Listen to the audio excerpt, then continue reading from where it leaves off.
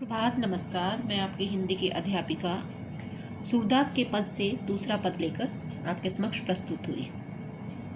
दूसरे पद में जो गोपियां हैं, जब उद्धव गोपियों के पास योग का संदेश लेकर पहुंचते हैं तो उनके संदेश को सुनकर गोपियां कृष्ण के प्रति अपने प्रेम को प्रकट करते हुए उसे स्वीकार करती हैं। उनकी सभी जो अभिलाषाएं हैं वो मन में ही रह जाती हैं और गोपियां उद्धव से कहती हैं, मन की मन ही मांझ रही, हे उद्धव।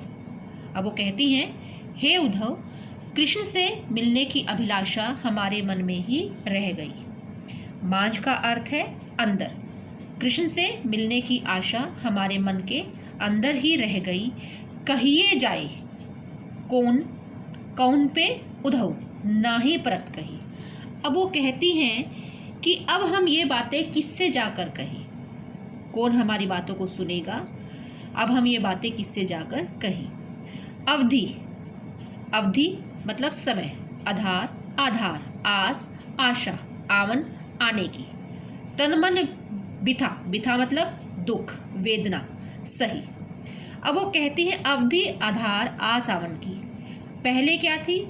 हमें आशा थी कि वो आएंगे। कौन आएंगे? भगवान श्री कृष्ण उनसे मिलने के लिए आएंगे। पहले हमें ये आशा थी। तन मन बिथा सही, हमने तन मन से बहुत दुख सहन किए हैं। तन मन से बहुत दुख सहन किए हैं और उनकी आशा हमारे मन में थी कि वो आएंगे और हमसे जरूर मिलेंगे। अब इन जोग संदेशनी सुनी बिरहनी बिरहदही। अब इन जोग मतलब योग, संदेशनी मतलब संदेश को, सुनी सुनकर।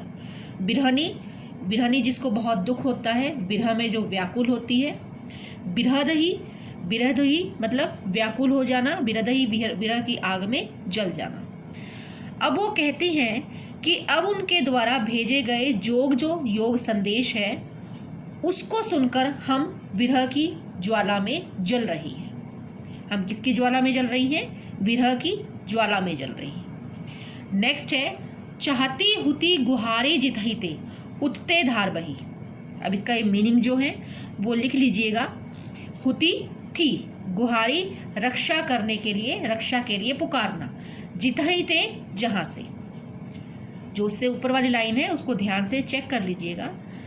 उसमें है कि अब उनके द्वारा भेजे गए योग के संदेश को सुनकर हम विरह की ज्वाला में जल रही हैं।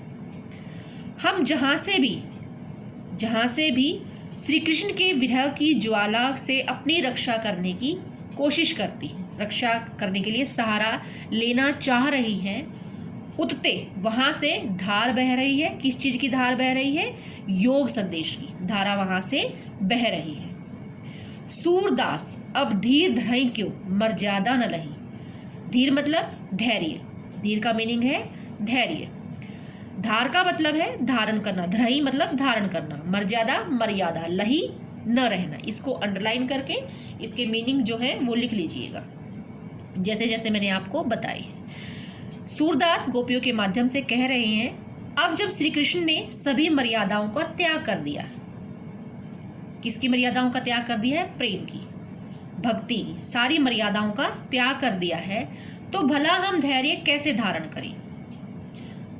ये पार्ट जो है सेकंड पद आपका कंप्लीट हो चुका है। थर्ड पद के लिए हम मिलेंगे नेक्स्ट वीडियो में।